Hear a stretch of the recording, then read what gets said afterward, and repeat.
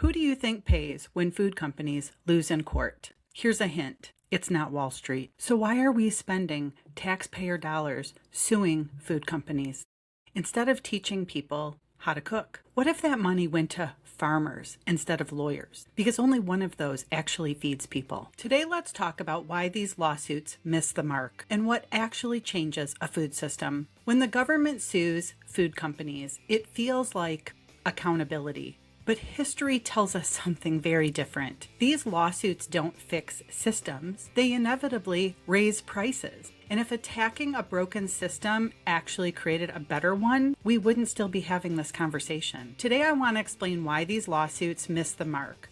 Let's think about who really pays when corporations lose, and why real change isn't going to come from the courtroom. It comes by creating something new. Before we go any further, let me catch you up, because not everyone's been following these headlines as closely as I have. Over the past several months, we've seen state and city governments announce lawsuits against major processed food companies. Most recently, the Attorney General of Florida and the city of San Francisco have accused large food manufacturers of contributing to public health problems, especially in children, through their formulation, marketing, and widespread availability of ultra-processed foods. Remember the 5 A's of the addictive food business model that I told you about in other videos? Yeah, well, this was all by design. The claims generally focus on things like deceptive or misleading marketing, targeting children and vulnerable populations, the long-term healthcare costs tied to chronic disease, and these lawsuits are being framed as a consumer protection action. The message sounds like this: these companies caused harm and now they should be held accountable. And for many people watching, that feels like progress. It feels like someone is finally standing up to big food. But is this the right approach? And this is where context is important. These are civil lawsuits. They are not redesigning the food system. They're not changing agricultural policy. They're not restructuring supply chains.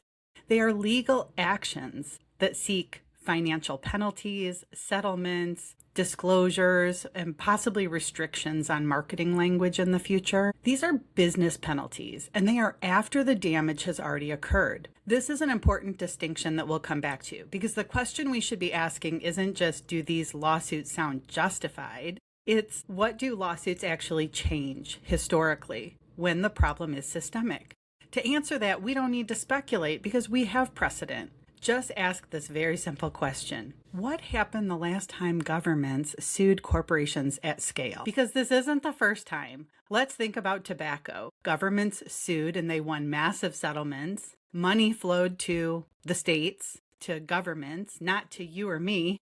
Did you get any of that settlement? And smoking didn't disappear. Healthcare costs didn't drop, and tobacco companies surely didn't vanish. Their prices went up, and the tobacco giants decided to invest in big food. The lawsuits didn't end smoking, and the lawsuits didn't benefit the consumers. And we can talk in another video about the rise and fall of smoking, which I don't credit the lawsuits for. Because then came opioids. Huge settlements, years of litigation, billions promised, yet addiction didn't disappear. Companies restructured, mergers happened, and costs just moved elsewhere in the healthcare system. The pattern is always the same. Governments punish behavior after harm occurs. Corporations adjust without changing the core model. You might remember the documentary Dark Waters. It exposed how a chemical used to make Teflon, PFOA, was knowingly released into the environment for decades, contaminating our water and harming communities. There were many lawsuits with massive settlements, and eventually the company faced public reckoning.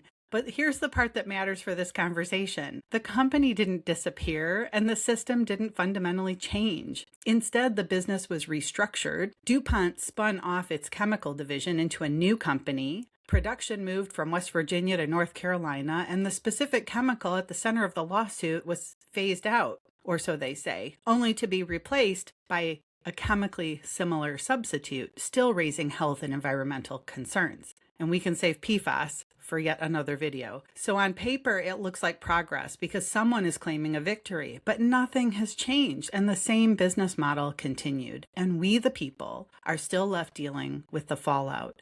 This is another example of a pattern that we keep seeing. Lawsuits punish what happened in the past, but they don't prevent the next version of the same problem. They create settlements, big headlines, and the appearance of accountability. But to me, this appears to be a big game, and a game that doesn't benefit us because nothing changes. Ultra-processed food is not a rogue accident. It was a system built for shelf life, scale, consistency, and profit. And here's what I want you to see. Attacking an existing system does not create a new system. Lawsuits don't redesign supply chains or restore the nutrients lost to industrial agriculture or ultra-processing. And they definitely don't teach families how to cook or shop differently. The lawsuit simply adds another cost layer, and corporations don't absorb costs. They redistribute them. And I know that. I was an IT consultant for a Fortune 100 company. So if these lawsuits succeed, here's what won't happen. Food won't suddenly become cleaner, and ingredients won't become simpler, and families won't gain better options. Here's what will happen. Legal costs get baked into the pricing. Appliance costs get passed down, and the cheapest food becomes more expensive. And the people most affected?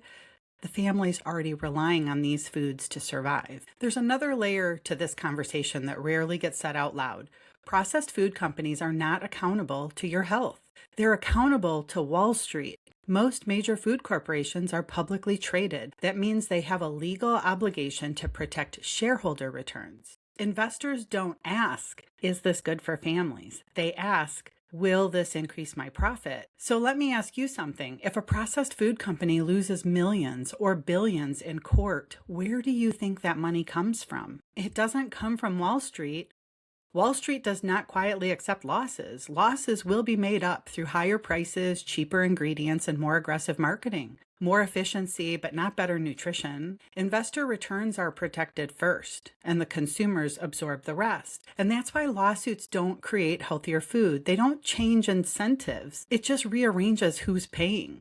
A system built to maximize shareholder value will never prioritize public health unless public health suddenly became profitable. And yes, there's a deeper conversation here about how poor health can actually benefit Wall Street, but that too is another video. Here's the question I wish more people would ask. Why are we spending taxpayer dollars suing food companies instead of building the food system we actually want? Every lawsuit costs money. Every legal battle consumes years of time and attention. Why are we investing in punishment instead of prevention? Imagine if that energy went somewhere else, into farmers who want to grow real food, into regional food systems, into cooking classes and food literacy. We don't have a food shortage.